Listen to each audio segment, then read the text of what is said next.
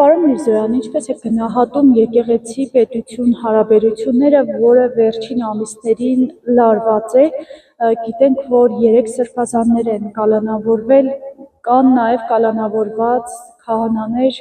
Արագածոտնի թեմից, նաև գիտենք, որ իշխանությունը սկսել է ռեպրեսիաներ կիրառել նաև փաստաբանների հանդեպ, Ալեքսանդր Կոչուբաևն է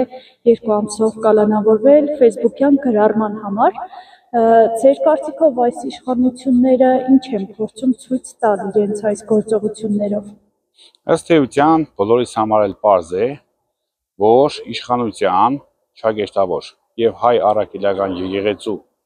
պայքարը նորից չագեշտավոր մտել է բուն փուլ, իշխանությունը փորձում է հասարակության աչքերում իրեն համար վտանգ տեսնելով եկեղեցու դերը նսեմացնել, արժեզրկել հայ առաքելական եկեղեցին, այստեղ որպես միջանկյալ նշեմ, որ չի հաջողվելու իշխանությանը, ինչքան էլ որ սրբազաններին քաղաքական դրդապատճառներով կալանավորեն, ինչքան է որ բանդախցերը լցնեն, ինչ էլ անեն, որևիցե հնարավորություն չեն ունենալու հայ ժողովուրդը, որպես քրիստոնյա ժողովուրդ, հայ առաքելական եկեղեցու հետևորդն է եւ այստեղ միանշանակ հայ առաքելական եկեղեցին հաղթելու է։ Ինչ վերաբերում է ձեր հարցի երկրորդ հատվածին, որ փաստաբաններ, տարբեր մասնագիտությունների տեր անձիկ, հասարակության մեջ հեղինակություն վայելող անձիկ կալանավորում են, դա իշխանությունների վախի խնդիրն է, վախի գործոնն է, այսինքն կոնկրետ փաստաբանական համայնքն է թիրախավորվում, անձը էական չէ ստեղ, կոնկրետ վաղը մյուսօր կարող է լրագրողական համայնքը թիրախավորվել, կարող են այլ մասնագիտության տեր մարդիկ, բժիշկներ եւ այլն թիրախավորեն, այսինքն բոլոր այն անձիկ, ովքեր որ հանրային խոսք ունեն, հանրության մեջ ունեն հեղինակություն, կարող են ասել հեղինակավոր խոսք, որը իշխանությունների սրտով չէ, կոպիտ ասած, թիրախավորվելու են տվյալ իշխանության կողմից։ Մենք տեսանք նաև, որ բարերար Սամվել Կարապետյանը կալանավորվեց եկեղեցուն պաշտպանելու համար, այսինքն ցանկացած ոք, ով փորձի պաշտպանել իր եկեղեցին, իր հավատը, արդյոք իշխանությունը փորձում է ցույց տալ, որ կարող է այս նույն ճակատագրին արժանանալ, ինչ են մնացածները, ովքեր փորձել են պայքարել եկեղեցու համար։ Այո, միանշանակ իշխանությունների քաղաքական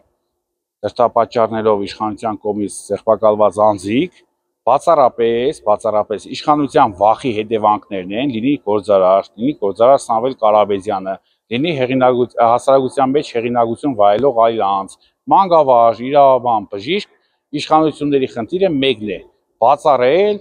իրենց մասին թիրախավորող խոսքը, այսինքն այն ժողովրդավարական խոսքը, որը պետք է հնչի մամուլում, գրառումների մեջ, ընդհանրապես հանրային կյանքում դառնալու է անմիջապես իշխանության թիրախը։ Պարոն Միրզոյան, արդյոք կարող ենք ասել, որ իշխանությունը այս քայլերով պատրաստվում է 2026 թվականի խորհրդարանական ընտրություններին։ Ըստ էության խորհրդարանական ընտրություններից առաջ իշխանությունը փորձում է ստեղծել վախի մթնոլորտ, հենց դրա համար հենց հանրապետական կուսակցությունը, ըստ էության կուսակցության գաղափարին աջակից մարդիկ նախաձեռնել են կոնկրետ այս դեպքում պատիվ ունեմ խմբակցության կողմից իմպիչմենտի գործընթաց, որն որ կոնկրետ այս իշխանությունից օր առաջ ազատվելու խնդիրն է եւ այս բոլոր քաղբանդարգյալների ազատության գինն է։ Այսինքն մենք պարտավոր ենք մեր բոլոր ջանքերը մեկ տեղել, բացառապես այս իշխանությունից օր առաջ ազատվելու մասով, որովհետեւ դրանից բացի այլ եղանակները, այսինքն սպասելու եղանակը եւ այլն, ընդհանրապես հանգեցնելու են այն հետևանքին, որ մենք բոլորս առավոտյան արթնանալով կամ գիշերը ուշ քնելով տեսնելու ենք իշխանության ռեպրեսիվ մեթոդների կիրառման բազմաթիվ օրինակներ, լինեն փաստաբաններ, լինեն իրավաբաններ, այլ մասնագետներ, այն մարդիկ, ովքեր այս իշխանության օրոք որևիցե իշխանության հաջող գրառում չեն անելու, հայտնվելու են քաղաքական առումով թիրախում։ Իսկ իմպիչմենտը ինչքանով է այսպես իր արդյունքը տալու, հաշվի առնելով կամ ինչու իմպիչմենտի գաղափարը չներդրվեց, երբ 2020 թվականին ստորագրվեց նոյեմբերի 9-ի փաստաթուղթը, որը կապիտուլյացիա է անվանում փորձագիտական շրջանակը, ինչու այդ ժամանակ խոսք չէր գնում այս մասին։ Ընդհանրապես իմպիչմենտի մասին խոսակցություններ ես բազմաթիվ անգամ լսել եմ, ուղղակի ընդանուր ժամանակահատվածը, իշխանության վարկանիշը, ստեղծված իրավիճակը, օր-օրի զիջումները, բազմաթիվ այլ հանգամանքներ մեզ ստիպում են, որովհետեւ մենք կարողանանք կենտրոնացնելով բոլորիս ուժերը օր առաջ հասնելու իմպիչմենտի process-ին, ունեցել ենք բազմաթիվ փողոցային պայքարներ, մասնակից ենք եղել փողոցային պայքարների, փորձել ենք տարբեր եղանակներ կիրառելով ազատվել այս իշխանություններից։ Միակ սահմանադրական եւ ճիշտ ճանապարհը, որոնով մենք պարտավոր ենք նախաձեռնել ենք, դա իմպիչմենտն է մնում նախքան խորհրդարանական ընտրությունները։ Այսինքն ունենք եւս մեկ շանս օր առաջ կանխելու աղետը, օր առաջ հնարավորություն ունենալու ազատ արձակելու եւ Բաքվում եւ Հայաստանի բանդում գտնվող մեր քաղբանտայալներին։ Պարոն Միրզոյան, առաջիկայում ինչ ռեպրեսիաներ, ինչ հետապնդումներ կլինեն, գիտենք, որ թիրախում նաև Գյումրիի քաղաքապետ Վարդան Ղուկասյանն է, մենք տեսանք նաև Փարաքարի համայնքապետը սպանվեց, որը այսպես դեռ նախաքննություն չէր սկսվել, Նիկոլ Փաշինյանը արդեն որակումներ էր տալիս, խոչընդոտում էր գործի քննությանը,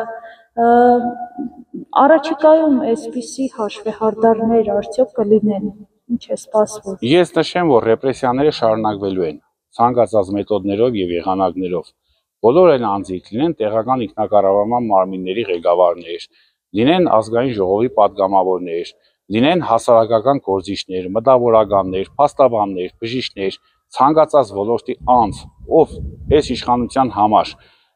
ստրգային կարգավիճակ չունի եւ չի ենթարկվելու տվյալ իշխանության քաղաքական պատվերներին, լինի իրավապահ համակարգից, լինի փաստաբանական համայնքից, բոլոր համայնքներից տարբերություն չկա ընդհանրապես, լինի տեղական ինքնակառավարման մարմնին դրված ղեկավար եւ այլն,